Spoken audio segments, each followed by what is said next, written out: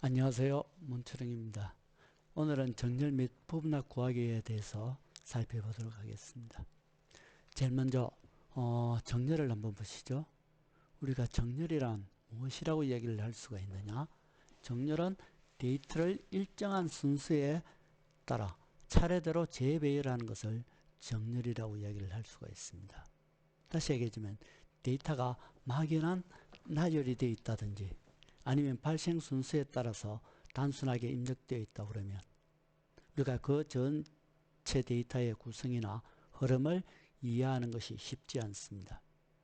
따라서 이러한 데이터를 일정한 기준에 의해서 순서대로 재배치하는 그러한 작업이 필요하다는 것이죠. 그 작업이 바로 정렬입니다. 이때 일정한 기준에는 두 가지를 들 수가 있습니다.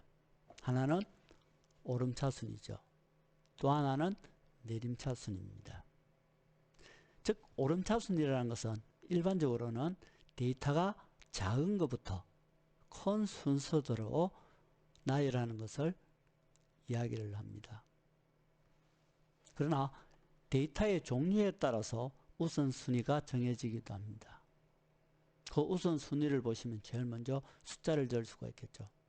숫자의 가장 작은 것부터 큰 것으로 먼저 정렬을 합니다.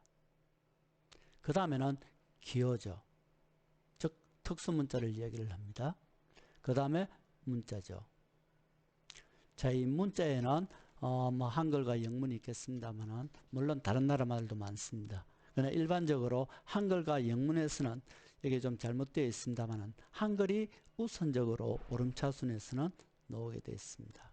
즉 한글의 기역부터 희역순으로 배치를 하고 그 다음에 영어가 있으면 영어의 A부터 Z까지 배치를 하는 것이죠. 자, 그 다음 데이터로서는 논리값을 들 수가 있습니다. 즉 논리값에는 false와 true가 있죠. 당연히 우리가 false를 갖다가 컴퓨터에서는 0으로 처리를 합니다. 그래서 false가 적은 것이 되는 것이고 true는 1값이죠. 그래서 true는 큰 값이 됩니다. 자, 그 다음 데이터로서는 오류값을 들 수가 있겠죠. 즉 어떤 수치나 함수의 결과로서 잘못된 그러한 오류값을 갖다가 나타내주고 있습니다. 그 다음에 마지막으로 빈셀, 즉 아무것도 입력되어 있지 않는 셀이 가장 오름차순의 마지막에 배열이 되게 되어 있습니다. 물론 이 빈셀은 내림차순에서는 마찬가지입니다. 가장 뒤쪽에 배열이 되죠. 그래서 이 빈셀 아무것도 입력되어 있지 않는 그러한 셀은 오름차순이나 내림차순이나 가장 후에 배치가 된다는 것을 유의해 주시기 바랍니다. 그 다음에 내림차순을 한번 보시죠. 자, 일정한 기준의 내림차순에 의한 값은 오름차순의 반대라고 생각을 하시면 됩니다. 즉 일반적으로는 큰 값에서 작은 값 순으로 배열하는 것이죠. 자, 데이터의 종류를 보시면 오름차순에서 그 빈셀 앞에 있는 오류값이 가장 먼저 오게 되어 있습니다. 그 다음이 논리값이죠. 자, 오름차순에서 논리값의 false가 먼저 온 것에 비해서 내림차순에서는 true가 먼저 오게 됩니다. 즉 true가 1값을 가지기 때문에 크다는 얘기죠. 그 다음에 false입니다. 그 다음에 문자가 되겠죠.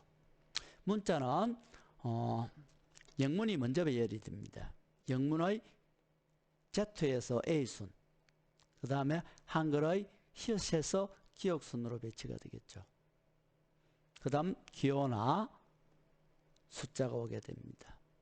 마지막에 빈셀이 오게 되는 것이죠. 자, 그럼 여기서 여러분들이 문자는 그러면 어떤 기준으로 배열하느냐? 사실은 컴퓨터가 A나 기억이나 히읗을 알지는 못합니다. 그러나 이것을 꼭 순서를 매긴다고 그러면 우리는 문자나 기호, 즉 특수한 기호들은 문자 코드를 사용해서 문자를 표현하게 됩니다. 여러분들이 아마 아스키 코드라든지 유니코드 혹은 한글 완성형, 한글 조합형 코드라는 것을 들어봤을 겁니다. 이런 문자를 표시하는 코드 값은 0과 1의 조합인 그러한 행태로서 약속이 되어져 있습니다. 저기 코드 값 자체가 0과 1로서 표현이 되기 때문에 이것을 수치한다고 그러면 우선순위를 정할 수가 있다는 것이죠. 자, 또 하나.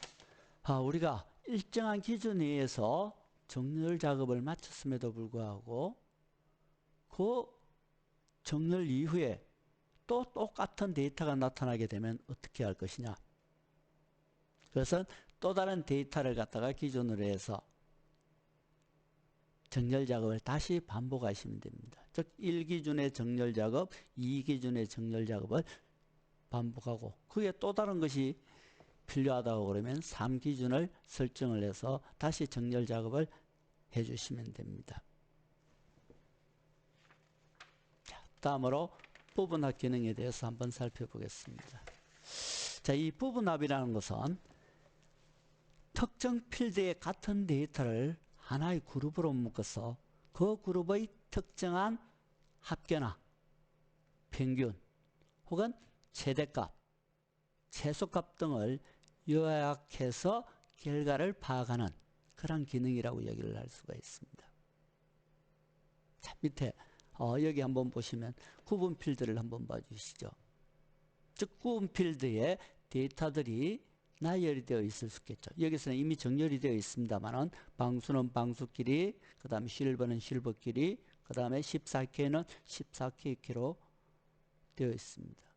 자, 이러한 것들이 나열되어 있고 이 나열되어 있는 데이터 중에서 방수의 재고량 합계라든지 실버의 재고량 합계, 그 다음에 14K의 재고량 합계를 파악하고 싶거나 혹은 방수의 판매가의 평균을 안다든지 실버의 평균. 자, 이와 같이 특정 필드에서 같은 데이터의 특정한 값을 계산하고 싶을 때 사용하는 그러한 기능이 부분합이죠. 자, 그래서 이 부분합을 실행하기 위해서는 먼저 사진 작업이 필요합니다. 그 사진 작업이 바로 정렬이죠. 즉 이와 같이 자, 합계를 내고자 하는 유사한 그룹의 인적 작업이 필요하다는 겁니다. 이 인적 작업을 해주기 위해서 우리는 정렬을 먼저 해야 된다는 것이죠. 그리고 나서 부분합을 구하게 됩니다. 이 부분합을 구하게 되면 그 부분합의 하위 그룹을 갖다가 숨기거나 나타낼 수 있는 윤곽기호라는 것이 생기게 되어 있습니다. 자, 그건 나중에 실습에서 다시 한번 설명하기로 하고, 자, 그러면 실습을 통해서 우리가 지금까지 했던 것을 살펴보도록 하겠습니다. 우선 실습을 위해서 엑셀을 실행시키고 스타주얼리 판매 현황이라는 파일을 하나 불러오겠습니다. 자, 여러분들은 이미 내어준 문서 파일의 실습하기를 한번 봐주시기 바랍니다.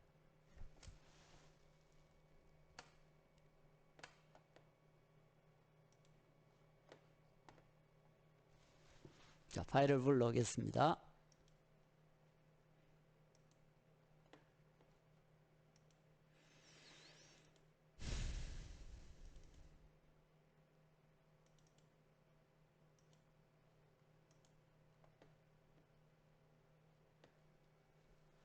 자, 파일을 불러왔습니다. 자, 실습하기를 통해서 정렬의 개념과 부분합의 개념을 다시 한번 정리해 주시기 바랍니다. 우선 문제를 보시면 다음은 스타주얼리 판매 현황에 대한 자료이다. 조건에 따라 정렬 및 부분합을 구하시오 되어 있습니다. 그리고 조건은 5가지가 주어져 있죠. 이 조건에 따라서 우리가 작업을 한번 수행하도록 하겠습니다. 제일 먼저 첫 번째 조건을 한번 봐주시죠.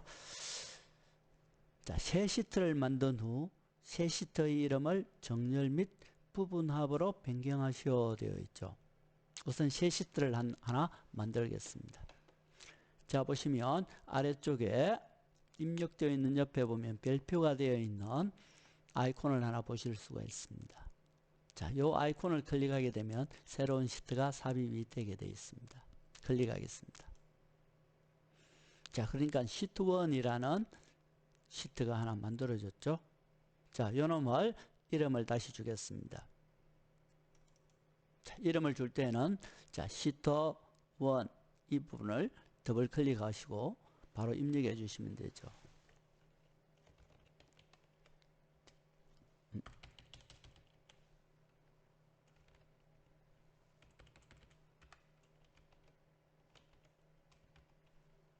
미안합니다. 오타가 자주 나죠?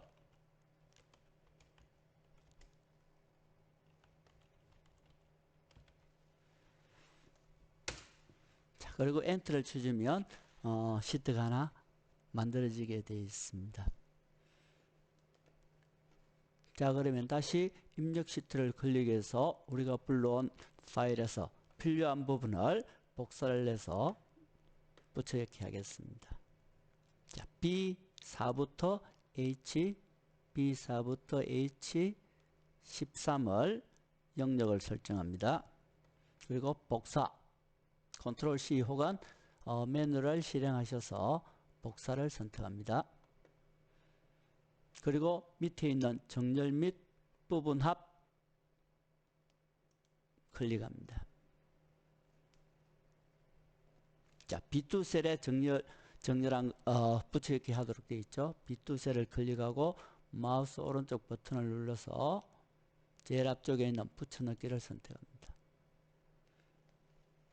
그리고 너비를 적당하게 조절하고 되어 있죠. 특히 판매가를 한번 봐주시기 바랍니다.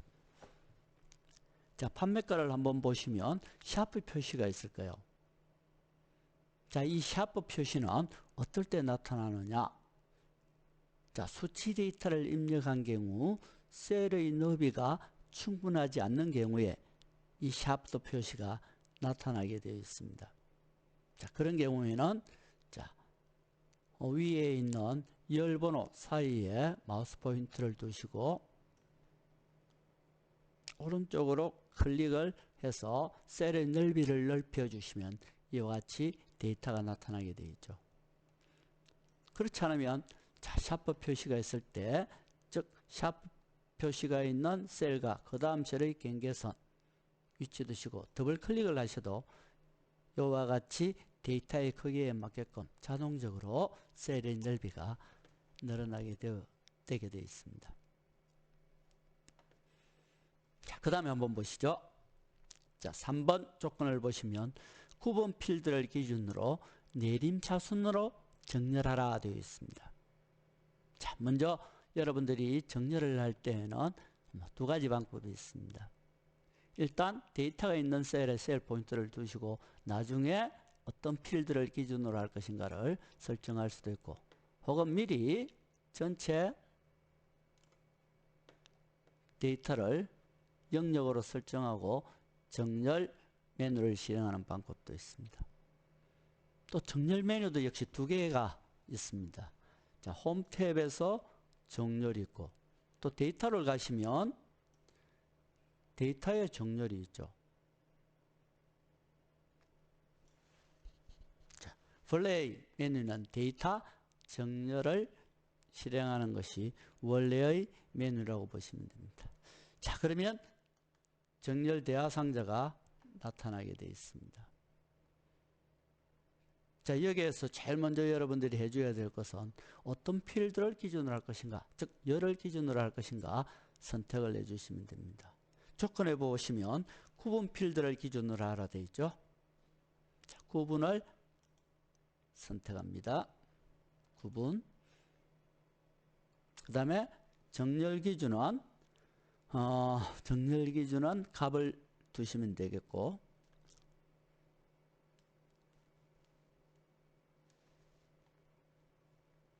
내림차순으로 정렬하라 되어 있죠. 그래서 정렬을 내림차순 기준으로 선택을 해줍니다. 자, 그리고 확인을 누르시면 되죠. 자, 그러면 이와 같이 구분해 보시면 방수 한글이 먼저 왔죠. 그 다음에 영문, 그 다음에 영문과 숫자가 같이 결합된 형태로서 나와 있습니다.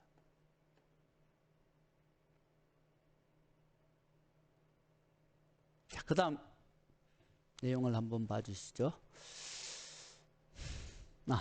넘어가기 전에 하나 더 살펴보죠.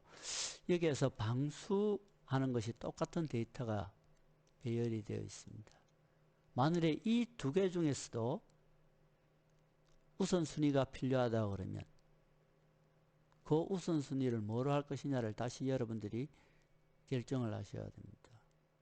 가령 제조연이 기준이 된다거나 혹은 판매 수량이 기준이 된다거나 즉 판매 수량이 많거나 적은 것을 기준으로 해서 또 배열 작업이 필요하다 그러면 정렬 작업을 다시 실행해 주면 되는 것이죠. 한 번 더 해볼까요? 자, 다시 해보겠습니다. 자, 데이터가 있는 곳에 셀 포인트를 그냥 두시고 정렬. 자, 여기에서 우리가 1차적으로 구분했죠. 자, 1차 기준을 갖다가 열흘 구분으로 기준을 했는데 같은 것이 생겼으니까 또 다른 기준이 필요하다는 겁니다. 그래서 기준을 추가해 주는 것이죠. 이번에는 판매 수량이 많은 것부터, 즉 방수 중에서, 즉 같은 데이터 중에서 판매 수량이 많은 것부터 정렬을 한번 해보도록 하겠습니다. 그러면 다음 기준의 열은 판매 수량이 되겠죠. 판매 수량. 값은 그대로 두고 많은 거니까 역시 많은 거에서 적은 순이니까 이것도 역시 내림차순이 되겠죠. 확인. 자, 그렇게 되면 방수 중에서 많은 것과 적은 것, 실버 중에서 많은 것과 적은 것, 그 다음에 14K 중에서도 많은 것에서 적은 것 순으로 배열이 될 겁니다. 자, 여기서 문제는 없습니다만은 정렬 개념을 다시 한번 정립해 주기 위해서 우리가 실습을 한번 해본 겁니다. 다시 돌리겠습니다.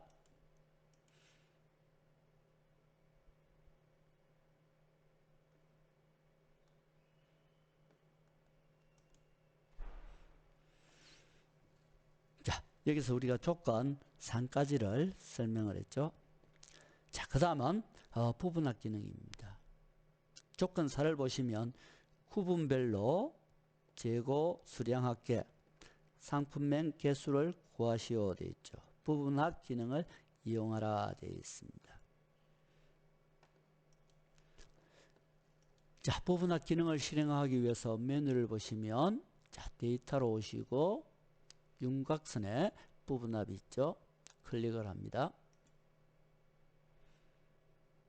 자, 그러면 부분합 대하상자가 나타납니다.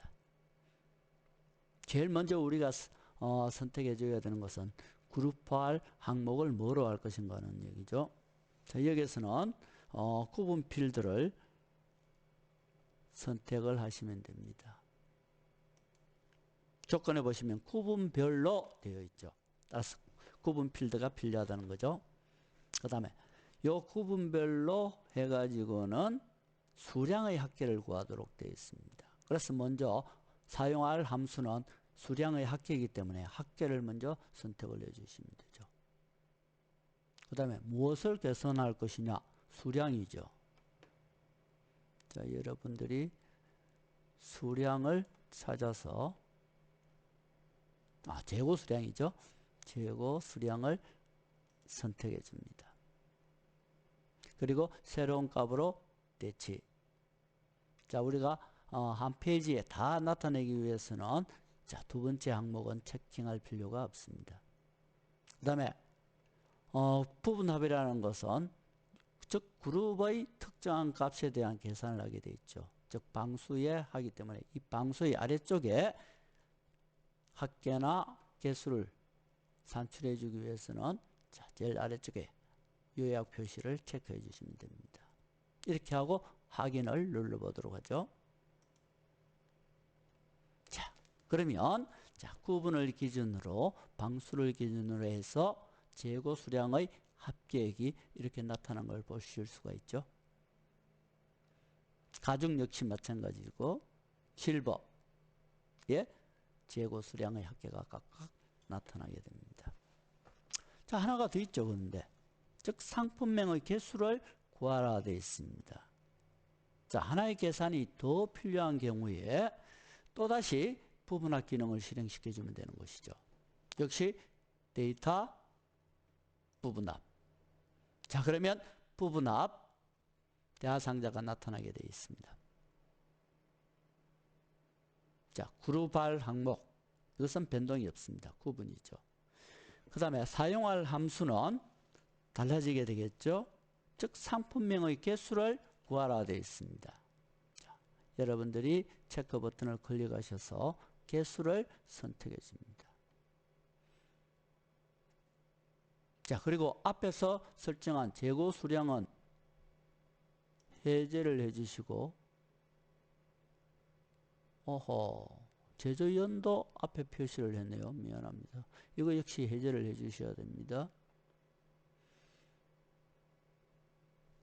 자, 상품명 선택하시고, 그 다음에 여러분들이 두 번째 하는 경우에서 유의하셔야 될 것이 있습니다. 그것은 새로운 값으로 대치하는 것을 반드시 체크를 하셔서 해제를 해 주셔야 됩니다. 즉 새로운 값으로 대치가 선택이 되어 있을 때는 우리가 앞에서 작업한 것들이 없어지고 우리가 방금 선택한 것만 나타나게 된다는 것이죠. 즉 우리는 두 개의 계산을 갖다가 동시에 보고 싶은 겁니다. 재고 수량의 합계와 상품명의 개수를 동시에 보고 싶기 때문에 이 새로운 값으로 대치하는 항목은 반드시 여러분들이 체크를 하셔서 다시 해제를 해 주셔야 됩니다. 그리고 확인.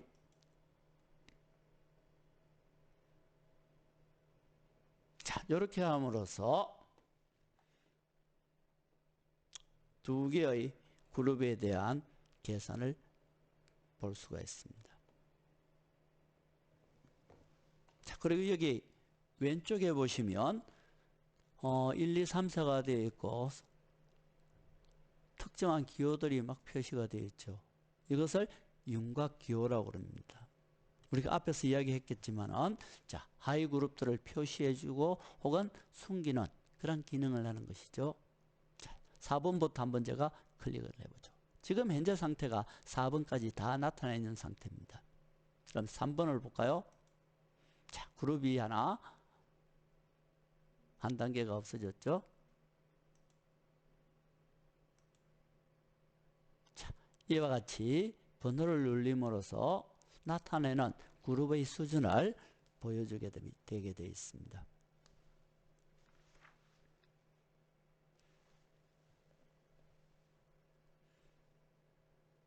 자, 그런데 이러한 윤곽선을 없앨 수도 있습니다. 윤곽선을 한번 없애볼까요? 자, 한번 보시죠. 자, 보시면 그룹 해제하는 게 있죠.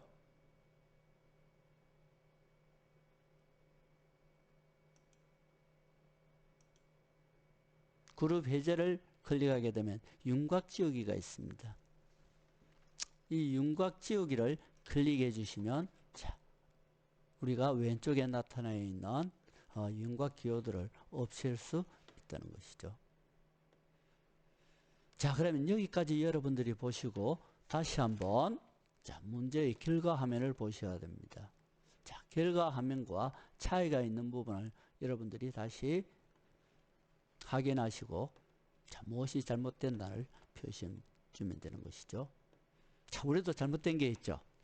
제가 앞에서 잘못해 가지고는 재고 수량의 합계만을 구하라 그랬는데 제조연까지 포함이 되어져 가지고는 이렇게 제조연이 합계가 나와 있습니다. 자, 이렇게 하면 안 된다는 것을 여러분들한테 보여준 겁니다. 자, 그래서 여러분들이 어떤 항목에 대한 계산을 할 것이냐를 갖다가 잘 살펴보시고 작업을 수행해 주셔야 됩니다. 자, 지금까지 정렬과 부분합 구하기에 대해서 살펴봤습니다. 자, 다음 강의에 또 계속하겠습니다. 안녕히 계세요.